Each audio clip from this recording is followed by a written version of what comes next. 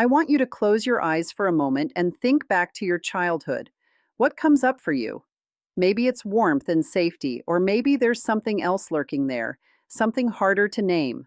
For many of us, childhood wasn't quite what it should have been, and those experiences left marks we're still carrying today, often without even realizing it. Childhood trauma isn't always the dramatic, obvious kind you see in movies. It's not always about clear abuse or catastrophic events.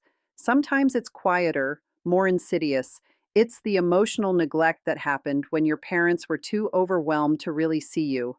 It's the chronic instability of moving from place to place, never feeling grounded.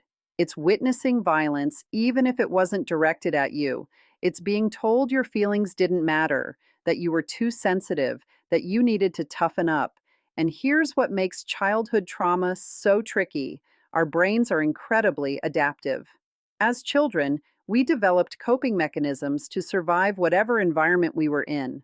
Those mechanisms worked brilliantly then, but they often become obstacles in our adult lives, creating patterns we can't quite understand. We find ourselves reacting in ways that seem disproportionate to the situation. We struggle with relationships, with trust, with our sense of self-worth, and we often have no idea why. So today I want to talk about the hidden signs of childhood trauma. These aren't the obvious symptoms everyone knows about. These are the subtle patterns, the everyday struggles that might finally start making sense when you understand where they come from. Let's start with something that might surprise you: perfectionism. Now, we often celebrate perfectionism in our culture. We call people perfectionists like it's a good thing, a sign of ambition and high standards. But perfectionism that stems from childhood trauma is different. It's not about excellence, it's about survival. If you grew up in an environment where love was conditional, where you only received approval or safety when you performed well, your brain learned a very specific lesson: mistakes equal danger. Maybe your parents' mood depended on your grades. Maybe the only time the house felt peaceful was when you were being good, being quiet, being perfect. So you learn to scan every situation for potential errors, to hold yourself to impossible standards, because deep down, you still believe that anything less than perfect means you're not worthy of love or safety. This kind of perfectionism is exhausting. It means you can never rest, never feel satisfied with what you've accomplished. There's always this voice telling you it's not good enough, that you're not good enough. And when you do make a mistake, the shame doesn't match the situation. You didn't just mess up, you feel like you are a mess up, fundamentally flawed.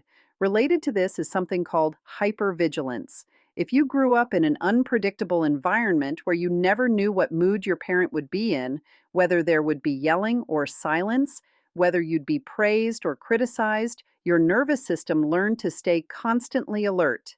You became an expert at reading the room, at detecting the slightest shift in someone's tone or facial expression.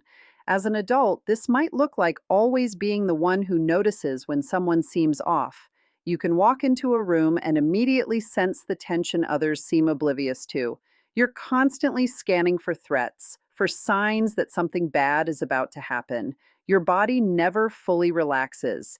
Even in safe situations, there's this underlying current of anxiety, this feeling that you need to stay on guard.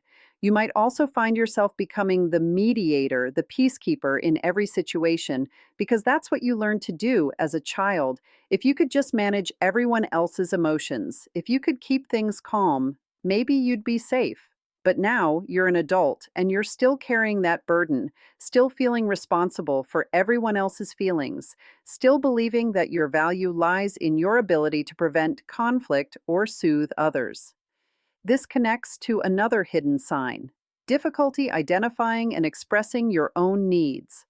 When you grow up in an environment where your needs were consistently unmet or dismissed, you learn to push them down. You learn that your hunger, your tiredness, your desire for comfort or attention, these things don't matter.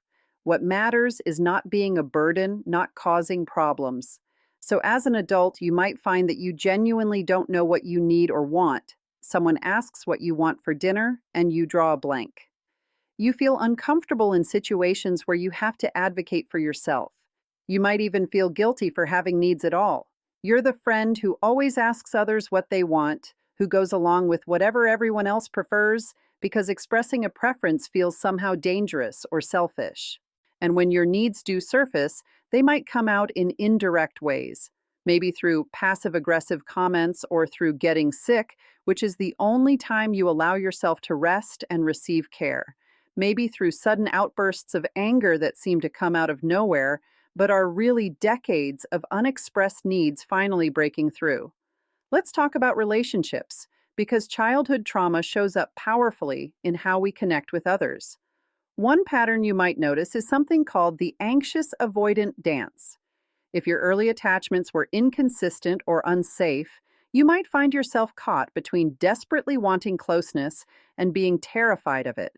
When someone gets close, you panic. Your nervous system remembers that closeness meant pain, that people who were supposed to love you also hurt you. So you push them away, you sabotage the relationship, you find flaws in them that justify your retreat.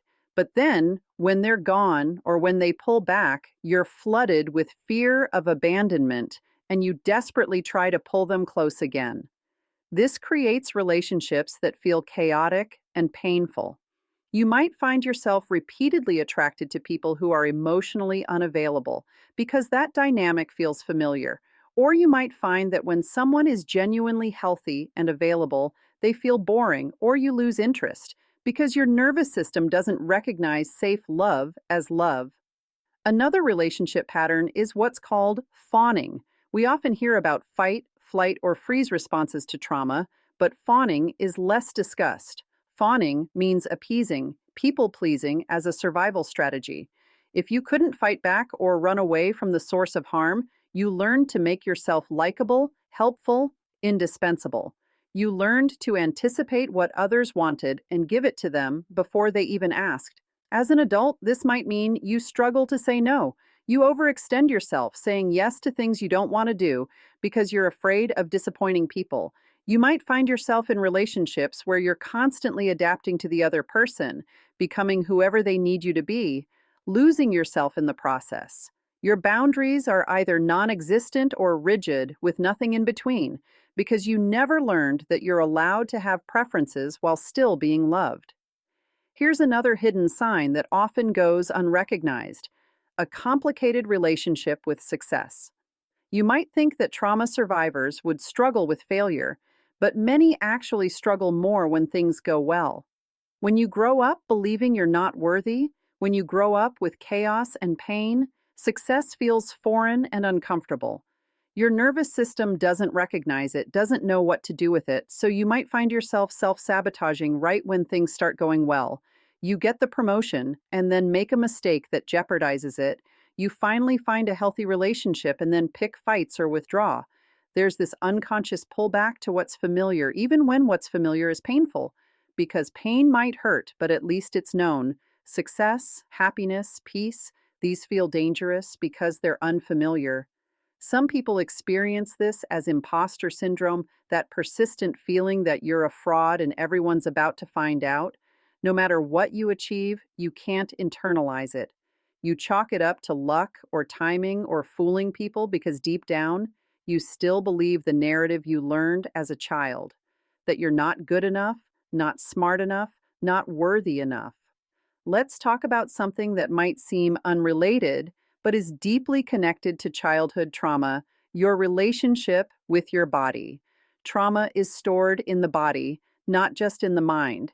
If you experience trauma as a child, you might find that you're disconnected from your body. You live in your head, in thoughts and analysis, because your body holds memories and sensations that are too painful to feel. This disconnection might show up as difficulty recognizing when you're hungry or tired or in pain. You might push yourself physically in ways that aren't healthy, ignoring signals from your body because you learned early on that your body's signals didn't matter or couldn't be trusted. Or you might have chronic pain or health issues that doctors can't fully explain because your body is expressing what your mind hasn't been able to process. Some trauma survivors develop an adversarial relationship with their body.